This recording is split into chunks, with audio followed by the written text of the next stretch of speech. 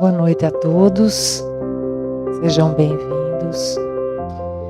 Bom, não é tão fácil, né? Nada é tão difícil para o ser humano como mudar de comportamento, né? Abdicar de costumes cultivados por anos, décadas, quem sabe até por séculos ou milênios, né? Todos nós temos um certo temor de sair da nossa zona, vamos chamar de pseudo-conforto. E o tema do nosso estudo de hoje, que é mudar ou repetir, é justamente uma provocação para nos levar a refletir sobre essa dificuldade. Afinal de contas, todos os dias nós somos apresentados a essas duas opções, mudar ou repetir. E a escolha é sempre nossa. Mas, em geral, as pessoas cristalizam verdades questionáveis que elas aprenderam como se fossem indiscutíveis, imutáveis, e acabam entrando numa rotina de conformismo que impede as pessoas de mudar até um armário de lugar. E tem uma frase muito famosa que alguns atribuem a Einstein, outros não, e que é muito oportuna para nós hoje, que é: insanidade é continuar fazendo sempre a mesma coisa e esperar resultados diferentes. E aí a gente fica numa certa dúvida, porque os ensinamentos espíritas, eles enfatizam que as dificuldades são recursos para o nosso crescimento espiritual, que a verdadeira atitude do espírita é aceitar as coisas como elas são, que nós temos que desapegar dos nossos desejos, das nossas expectativas. Então, o que nós devemos fazer? Nós devemos mudar ou continuar fazendo a mesma coisa? Nós devemos sim aceitar aquelas situações que não estão sob o nosso controle, que são externas a nós, aquelas situações em que a gente não pode fazer nada. Mas quando nós não podemos agir fora, é porque a vida está nos convidando a agir dentro de nós. Será que tudo que está dentro de mim é condizente com os desafios que estão fora de mim? Esse é o momento de reavaliar os nossos padrões. Saber o que precisa ser mudado e o que precisa ser aperfeiçoado em nós. Quais posturas nós devemos renovar, de quais crenças limitantes nós devemos nos livrar, questionar nossas ideias, agir nos nossos sentimentos e nas nossas emoções. Então vejam que trabalho árduo nos traz a aceitação. Isso é muito diferente de passividade. Passividade é quando nós encontramos uma situação em que nós não podemos mudar e nós nos entregamos a ela. Nós nos rendemos, desistimos, jogamos a toalha, cruzamos os braços, porque nós não conseguimos lidar com uma situação inevitável da vida. Ao contrário disso, se eu resolvo mudar por dentro, eu cresço com a situação. Por maior que seja o trauma, a perda, por maior que seja o dano causado por alguém. Porque assim nós crescemos. E quando nós crescemos de tamanho, o que acontece com as nossas dificuldades? Elas permanecem do tamanho que estavam, mas elas ficam menores do que nós. Agora, não há crescimento sem lágrimas, né? A experiência humana é um mosaico de alegrias e tristezas, de vitórias e derrotas, de esperanças e de ilusões. E uma característica inevitável dessa jornada é a dor. Mas como nós vamos responder a ela, é uma escolha nossa, porque nós podemos aprender a administrá-la. E uma coisa fundamental para saber aceitar a dor é entender que as nossas vidas hoje, elas em parte estão determinadas por ações que aconteceram em vidas passadas. Porque, em geral, não é esse o entendimento das pessoas sobre a justiça divina. Elas têm uma visão muito mais simplista e imediata das coisas.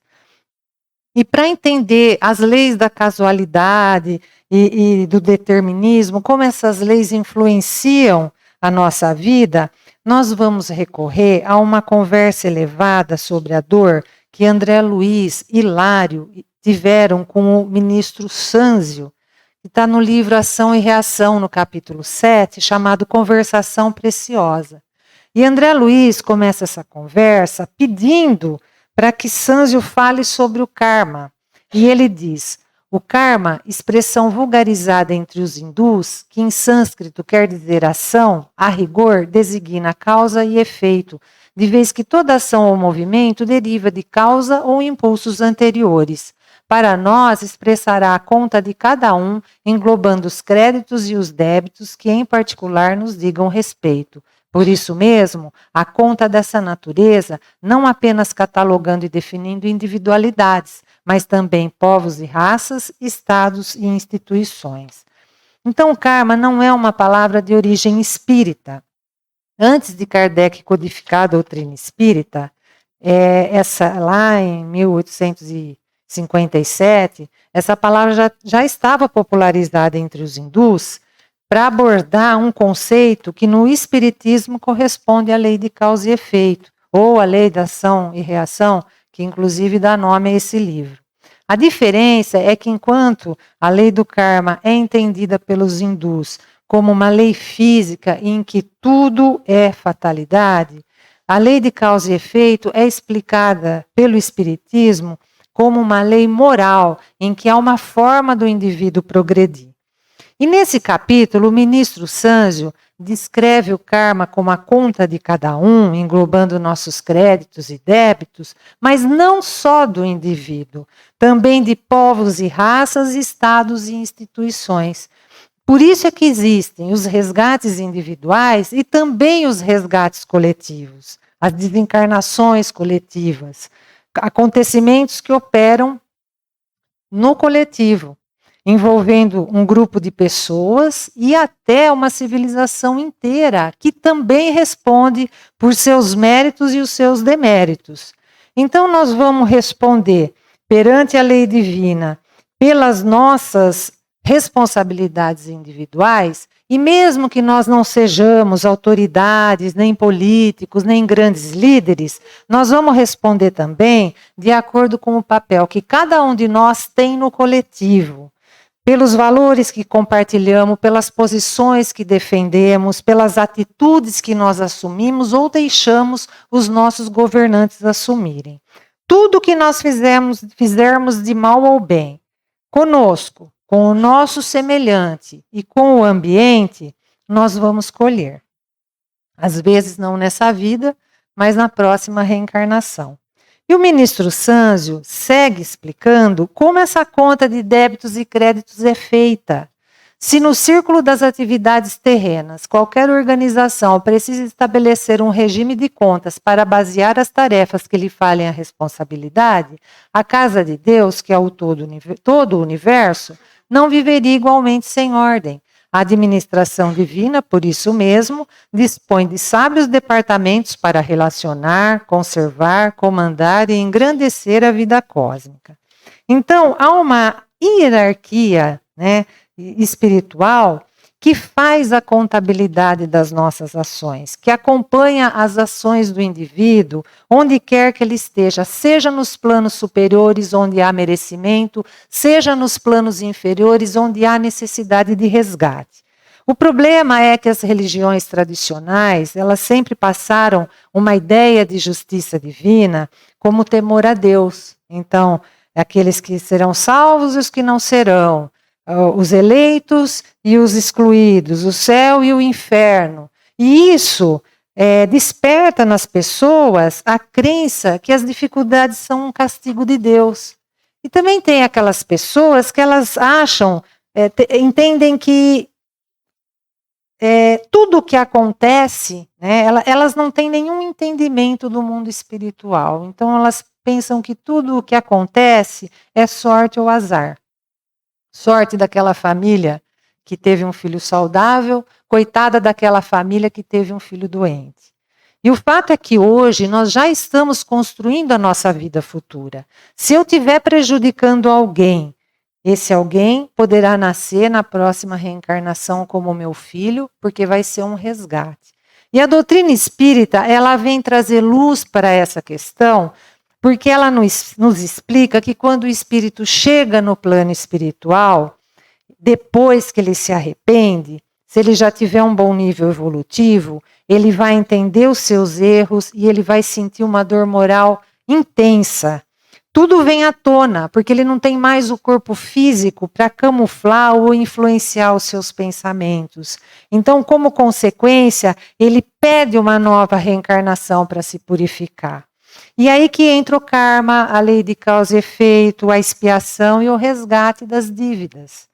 Por quê? Só se arrepender não adianta, né? É muito fácil. Então eu cometo um desatino, eu prejudico, eu exploro, aí eu reconheço isso, me arrependo e fica tudo por isso mesmo. Não pode ser assim, né? O espírito, ele sabendo que errou, ele quer renascer para consertar o seu erro. O arrependimento é apenas o primeiro passo para que a gente comece essa reforma, né? Porque se eu não entender que eu estou errado, eu não consigo mudar nada. E está lá no livro O Céu e o Inferno, no Código Penal da Vida Futura. O espírito, ele tem que chegar aqui e expiar, passar pelas mesmas dores daquele a quem ele prejudicou, para reparar esse erro. Então, o sofrimento, ele não está em nós por acaso, ele tem uma razão. E nós temos que aceitar. Nós não devemos nem nos sentir vítimas e nem culpados por isso. Mas nós temos que fazer a reparação vencendo essa dor, vencendo essa dificuldade. Porque o sofrimento por si só não adianta. Quando a pessoa sabe passar pela dor, ela repara e acabou. O perispírito dela volta sem manchas para a dimensão espiritual. Mas quando a pessoa se revolta com a dor, não há reparação. Né? Ela vai passar a reencarnação inteira sofrendo, reclamando e vai reencarnar para recomeçar a reparação. Ou seja, quem não faz o seu dever direito vai voltar a fazê-lo com um aprendizado diferente. Por exemplo, quem reencarna como um rico, num berço de ouro, e não sabe desempenhar bem o seu papel, ele poderá ocupar um lugar oposto para ele aprender a desenvolver justamente a humildade e o amor. Então, a justiça divina, ela envolve um todo que, neste momento, nós não compreendemos porque ela considera outras reencarnações. E, de acordo com cada situação, a lei vai sendo aplicada. E a doutrina espírita nos dá essa oportunidade de ver o universo funcionando através de uma forma muito bem organizada, em que nada é por acaso, tudo é comandado por um governo divino. Mas ainda assim, eu pergunto, será que nós temos algum campo de ação que depende só de nós? Ou tudo já está determinado em nossa vida? E o ministro Sânzio, ele nos responde, nossa mente guarda consigo, em germe, os acontecimentos agradáveis ou desagradáveis que a surpreenderão amanhã, assim como a semente minúscula encerra potencialmente a planta produtiva em que se transformará no futuro. Então, as nossas vidas hoje, elas podem estar determinadas por ações que aconteceram há 1000, 2000, 3000 anos atrás e até na reencarnação passada. E isso pode resultar para nós agora, desde uma característica na nossa personalidade, medos, fraquezas, virtudes, ou um tipo de ambiente que nós vivemos, até um acontecimento de grande impacto, né? Tudo isso está relacionado com a nossa história. Está de acordo com aquilo que nós desenvolvemos durante toda a nossa trajetória. Então, nós trazemos em nosso campo mental, em nossa programação reencarnatória, a parte mais expressiva daquilo que acontecerá nessa nossa vida. E é o que o ministro Sânzio chama nesse capítulo de determinismo. Nas esferas primárias da evolução, nos reinos mineral, vegetal, animal, o determinismo é absoluto, porque os seres agem por automatismo. Mas conforme o ser vai se desenvolvendo, o seu campo de ação vai se ampliando e o determinismo vai diminuindo. Quando chega no reino nominal, o determinismo não é mais absoluto, ele passa a ser relativo porque a criatura vai desenvolvendo a inteligência, a razão, vai adquirindo responsabilidade por suas escolhas. E nós não podemos esquecer que a existência do determinismo, ela está totalmente relacionada com o uso que nós fazemos do livre-arbítrio. O livre-arbítrio nos é concedido porque Deus, ele não constrange os seus filhos à prática do bem. Ele conta sempre com a espontaneidade dos nossos sentimentos. Então, ele nos dá o livre-arbítrio para que nós tenhamos a oportunidade de edificar o nosso próprio progresso. Para que nós tenhamos a liberdade de escolher o caminho que nós desejamos e assim construir a nossa felicidade ou o nosso sofrimento. Sem o livre-arbítrio, nós seríamos apenas máquinas, né? Nós não teríamos responsabilidade pelos erros cometidos e nem méritos pelas conquistas alcançadas. E assim como o determinismo, o nosso livre-arbítrio, ele também é relativo e ele vai se ampliando com o passar do tempo. Quando o espírito é atrasado, ele conhece muito pouco, ele não tem condições de escolher. Ele não pode usar o seu livre-arbítrio com plenitude, porque ele não sabe muita coisa ainda. Mas quanto mais a inteligência se desenvolve, o espírito vai tendo cada vez mais condições de fazer as suas escolhas, mais ele aprende, mais se torna responsável por aquilo que ele faz. Então, quanto mais evoluído o espírito, menos restrito o seu livre-arbítrio e menor o determinismo. E nós que já evoluímos um pouco, nós trazemos também trazemos restrições para a nossa reencarnação. Como o livre-arbítrio ele é relativo, ele estará sob influência ou do organismo, o nosso próprio corpo físico, ele limita aquelas faculdades espirituais que o espírito não deve exercer naquela determinada encarnação, seja por uma doença, pelo envelhecimento, por um acidente, ou o livre-arbítrio ele vai estar sob a influência de alguma situação socioeconômica, ambiental, cultural. Né? Existem vários exemplos de como a circunstância nos bloqueia para que nós aprendamos a ter controle sobre determinada coisa. Exemplos, o coronavírus. Ele restringiu a liberdade de toda a humanidade, dos indivíduos, das instituições, dos governos. Se eu tenho uma situação financeira modesta e eu gastar além do meu limite, quando eu for passar o cartão na maquininha, vai estar escrito lá, operação não autorizada. Se eu venho numa família difícil, eu não vou poder me livrar dela, porque eu vou ter ali uma dependência afetiva, financeira, psicológica. Se eu quiser sair voando, ou se eu comer o que eu não devo o tempo todo, ou mesmo o que eu devo, né, o meu corpo físico, existem limitações físicas e biológicas que o meu corpo físico vai sofrer o efeito daquilo que eu faço. Já os espíritos que alcançam um grau evolutivo maior, eles vão ampliando o seu livre-arbítrio. Então chega um momento em que a liberdade deles fica realmente bastante ampla, porque eles já têm responsabilidades para tomar decisões sem causar nenhum tipo de prejuízo. Eles entendem o que Paulo disse: tudo me é lícito, mas nem tudo me convém. E o ministro Sanzio continua: por isso, embora nos reconheçamos subordinados aos efeitos de nossas próprias ações, não podemos ignorar que o comportamento de cada um de nós, dentro desse determinismo relativo, decorrente de nossa própria conduta, pode significar liberação abreviada ou cativeiro maior, agravo ou melhoria em nossa condição de almas endividadas perante a lei. Então, dentro do que me é permitido, eu posso sair fazendo o que eu quiser, mas eu vou sofrer as consequências e elas serão determinadas geralmente na próxima reencarnação. E o espírito, ele tem consciência da situação que o está limitando. Porque quando ele está livre da matéria, ele sabe perfeitamente porque ele está naquela condição. Porque as faculdades morais e intelectuais, elas são do espírito, não da organização física. A organização física funciona como um limitador necessário para que o espírito possa interagir na matéria e com todo o acervo de conhecimento que ele já tem.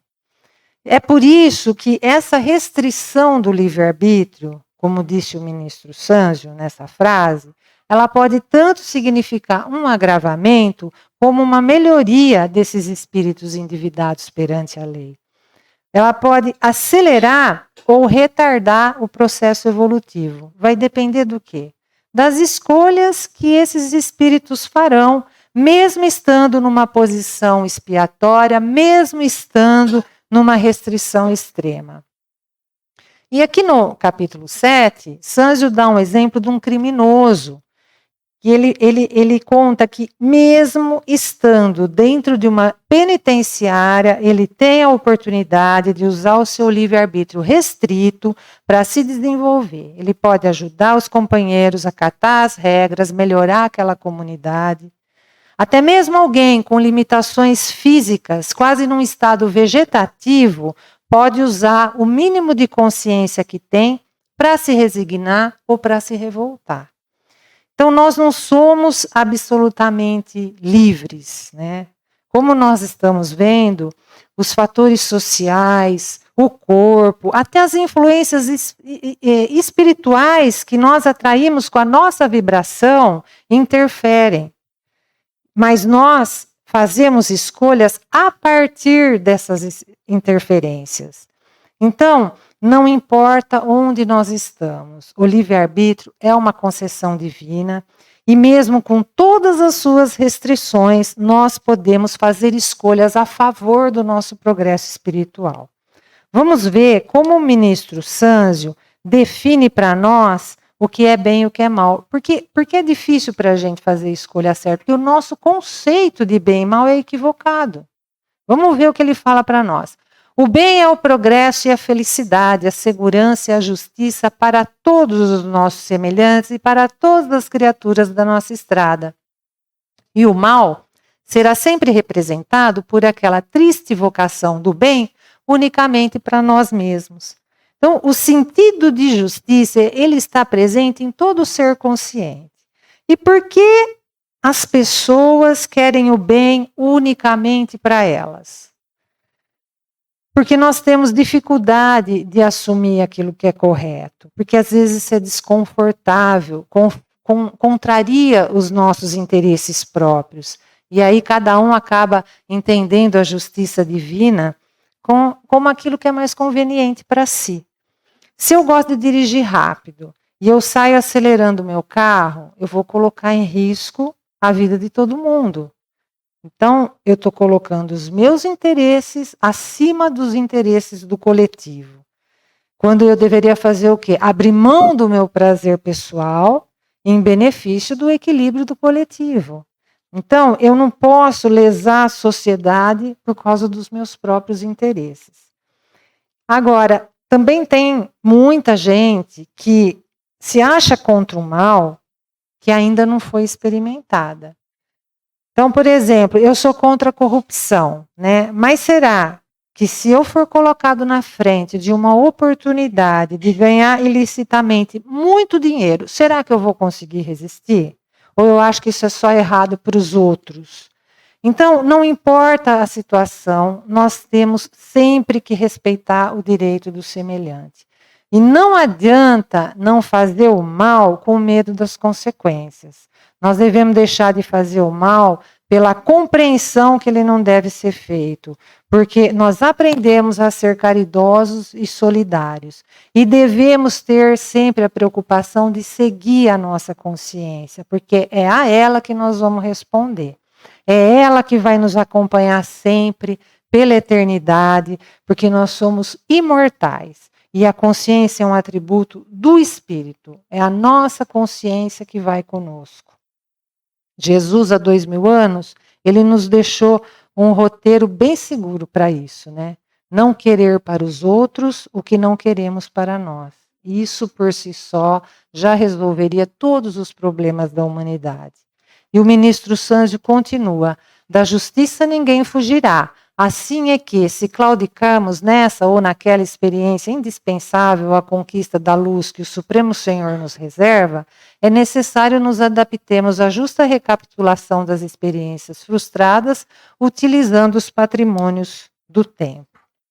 Então, a lei de causa e efeito, ela vai trazendo circunstâncias para a nossa vida e vai nos colocando em situações às quais nós sucumbimos no passado, nas vidas anteriores.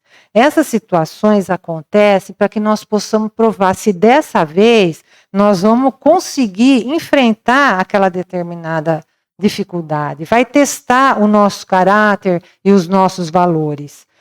Mas se a gente não tiver conseguido se fortalecer no mundo espiritual durante o período que nós passamos na erraticidade, como também na atual existência física, é provável que no momento crítico a gente desista de novo.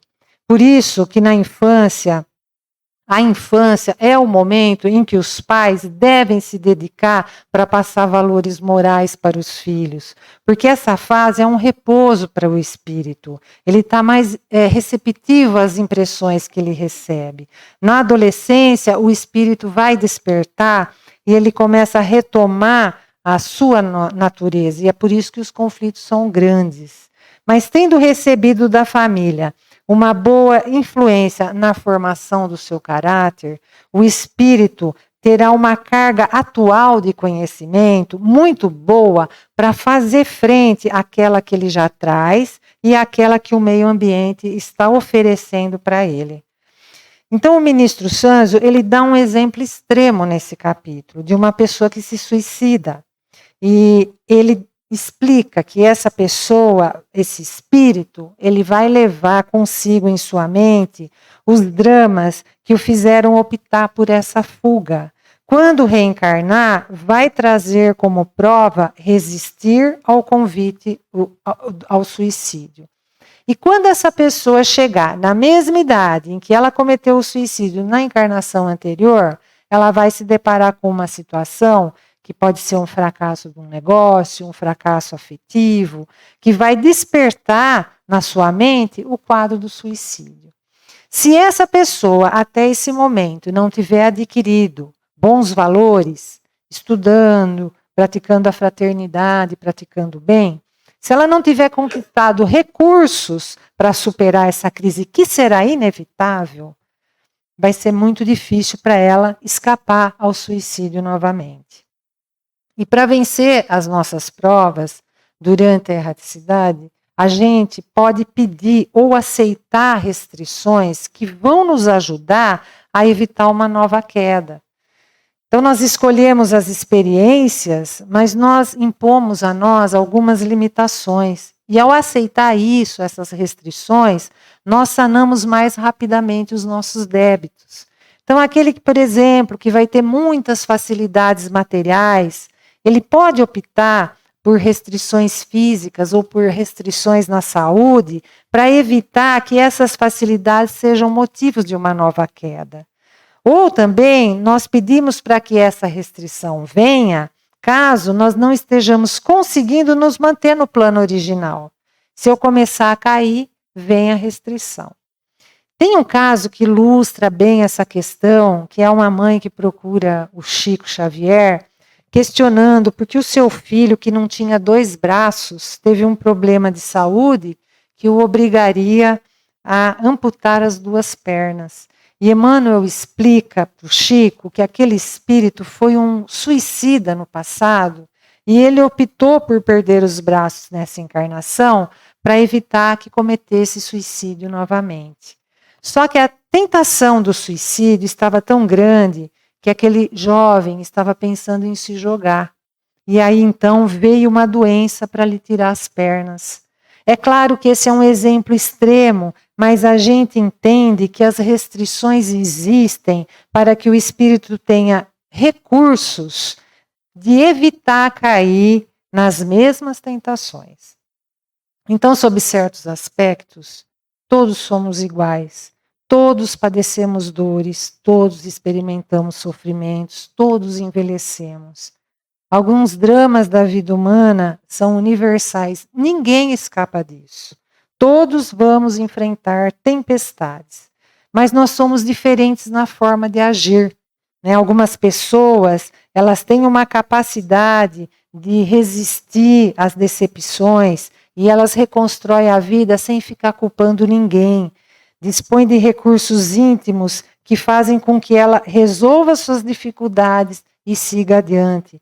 Outras pessoas caem com mais facilidade, se enchem de mágoas, têm mais dificuldades. Mas é que isso depende do quanto o espírito de cada um de nós já caminhou, de quantas reencarnações tivemos, de como caminhamos, como aproveitamos a nossa existência para nos dignificar ou para nos perturbar. Essas diferenças refletem a herança de cada um. Então, a escola é a mesma para todos, o processo educativo é o mesmo, mas nós estamos em salas diferentes. Mas será que quando a gente deixa o corpo físico e parte para o mundo espiritual, nós nos livramos das expiações que nós trouxemos? Vamos ver o que o ministro Sanzio nos explica. Nossas manifestações contrárias à lei divina, que é invariavelmente o bem de todos, são corrigidas em qualquer parte. Há, por isso, expiações no céu e na terra. Então, da mesma forma que nós suportamos no plano espiritual as consequências das nossas escolhas quando nós passamos pelo mundo físico, nós podemos dizer também que suportamos em uma nova reencarnação as consequências das nossas escolhas quando nós estamos no mundo espiritual. As violações às leis divinas, como disse Sanzio, são corrigidas em qualquer plano. Quantos espíritos chegam no mundo espiritual e se tornam obsessores? Vão gerando débitos para si. Vamos dar o exemplo de um casal que se separa. Aí, num determinado momento, um desencarna, quando ele chega no mundo espiritual, ele passa a ser o obsessor daquele parceiro que ficou. E vai criar uma experiência para ser vivida na próxima reencarnação. Mas a gente também não pode esquecer que, como diz a epístola de Pedro, o amor vence uma multidão de pecados. Deus não quer nenhuma criatura perdendo tempo na expiação, porque isso atrasa a evolução. Então não é somente através da dor que se evolui, é muito mais fácil a gente evoluir pelo amor. E é para isso que nós estamos aqui, inclusive. Então, um espírito que tirou vidas em uma reencarnação, ele pode se regenerar e voltar na próxima encarnação sem precisar tirar vidas por isso. É difícil, mas é possível. Ele pode, por exemplo, ser um grande pesquisador e descobrir vacinas, ser um médico e salvar vidas, e assim ele consegue saldar os seus débitos de morte proporcionalmente às vidas que ele salva. É a superação que liberta os espíritos devedores. Mas se eu quero superar a dificuldade, me regenerar, evoluir, eu preciso saber o que eu faço com o meu aprendizado. Quando Jesus curava alguém, ele dizia: vai, não peques mais, para que não te aconteça coisa pior. Essas pessoas que ele curou, elas tiveram uma segunda chance.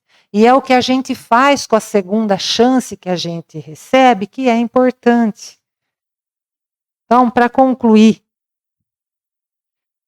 o grande problema não é o que a gente fez, é o que a gente continua fazendo.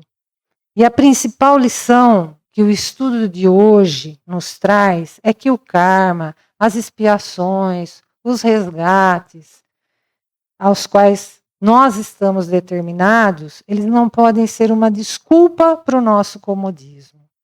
Quando a nossa cruz pesa muito, a ponto de dobrar os nossos joelhos, basta que nós nos conectemos com Jesus.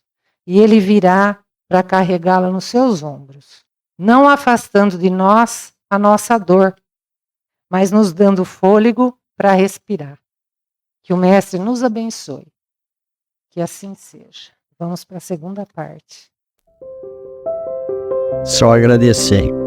Agradecer por vocês estarem aqui conosco. Agradecer pela nossa lucidez. E eu lembro muito de Jesus, muito de Jesus. No livro A Gênese, do Kardec, nós vamos ver lá sobre os milagres de Jesus. Então, olha, eu tive a oportunidade de abraçar o Chico Xavier. Até hoje eu sinto emoção. A gente vê a grandeza de uma pessoa quando a gente se aproxima dela. Esse magnetismo, tudo isso daí. Nós vamos encerrar trazendo aquilo que Jesus fala para nós. Não se turbe o vosso coração, nem se arreceie. Estarei convosco até a consumação dos tempos. Minha paz vos deixo, minha paz vos dou. Não vos dou a paz do mundo, mas vos dou a paz de Deus, que o mundo não vos pode dar. Que Ele nos abençoe. Muito obrigado. Está encerrada a reunião. Muito obrigado, gente.